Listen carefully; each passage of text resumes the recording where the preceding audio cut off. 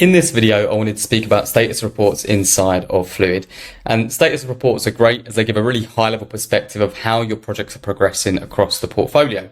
And what we're looking at now is a portfolio view, 48 projects health report. And what we can see are those projects by status report are split by red, amber, green and blue projects. And over on the right hand side, we've got the RAG components. Now, these may look a little bit different in your organization, but they could essentially be anything that could delay your projects or you want to monitor throughout the whole life cycle of your project. You may have 1, 5, 10 of these components in your own site.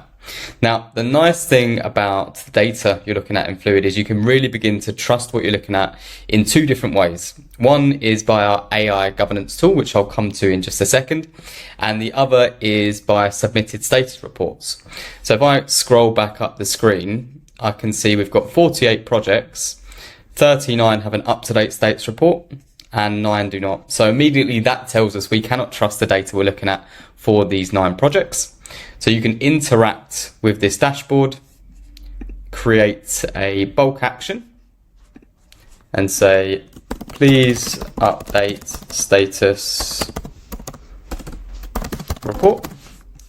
Give it a due date and it goes out to all of the PMs that are in charge of those projects. So they'll be notified of that so they can get into the system and update their status report. Now, I'm going to take us through the process of what it's like to actually fill out that status report inside of the workspace and talk about that automated AI governance piece as well. So this is the project workspace here. And to submit a status report, we can come to our status, click on new. And what we've got is an assessment here on the right hand side from Cortex, which is giving an assessment of the workspace and acting as an enablement tool for the PM to say, okay, we've not hit these certain criteria. Do we need to make note of that? Do we need to be concerned about that? Raise any risks or issues, etc. And where some of these assessments only have a numerical weighting, some will actually have a weighting of marking the overall status of the status report as amber, red or green.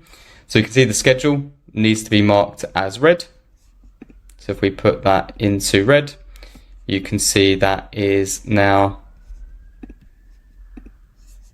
you can see now those Cortex errors goes away. So it stops any of those watermelon projects that may be green on the front of it, but maybe red inside. Cortex acts as that enablement tool for your PMs to get their assessment of the project correct. What's quite nice for the PMs, they can copy from a previous status report as well. And that will just enable them to update things rather than do things from scratch inside of the system. And if I just mark those back to red, that now updates.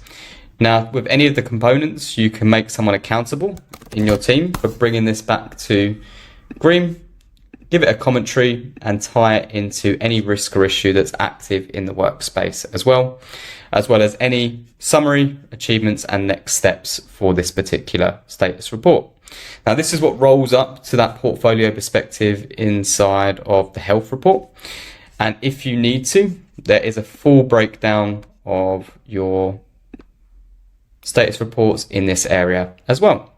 So I hope that goes to show you how easy it is to get that high level perspective of how your projects are progressing across your portfolio and how Fluid's Cortex feature helps enable your PMs to deliver accurate data across your organization. So if you want to know any more information about that AI governance piece or status reports, do get in touch and we'd love to have that conversation with you. Thank you.